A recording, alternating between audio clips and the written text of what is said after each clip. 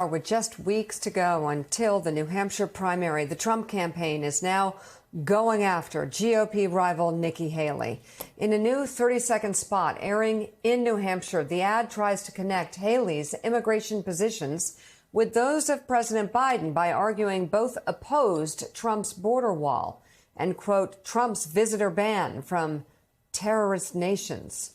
This marks the first time Trump's campaign has gone after Haley in an effort to blunt her rising popularity, as polls show her gaining on Trump in New Hampshire. Meanwhile, we are just 11 days away from the Iowa caucuses. Joining us now from Des Moines, NBC News correspondent Vaughn Hilliard. Vaughn, how are things playing out there?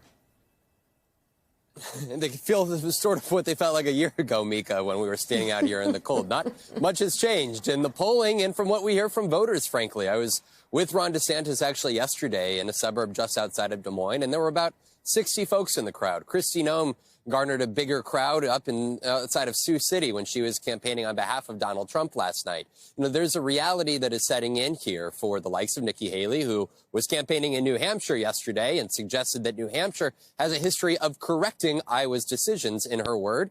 But it's also from the voters, including those who want somebody other than Trump to win this caucus. I want to let you meet Christopher Garcia. We met him yesterday at that Ron DeSantis event.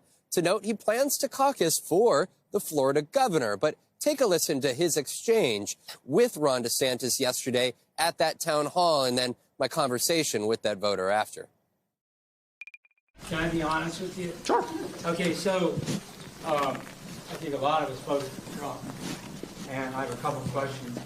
For one, why haven't you gone directly after? Polls are down. He's, up really. What do you mean by going directly after? I mean, you're in my viewpoint, you're going pretty soft on it. Well, what do you think? So, because I've articulated all the differences time and time again on the campaign trail. I know. I think that there's just a narrative I think the narrative is this. I think what the media wants is they want Republican candidates to just kind of like smear him personally and kind of do that. That's just not how I roll. I went on to talk with that gentleman afterwards, and he made it clear to me that he was frustrated with Garcia, or he was frustrated with DeSantis, because the examples he used was, why was DeSantis not using the incessant bashing of John McCain to knock down Donald Trump? Why was he not drawing voters' attention to the fact that Donald Trump has a long history of objectifying women and in one instance, calling one woman horseface? This is the frustration that we're hearing from some voters on the ground who want to see Donald Trump go down.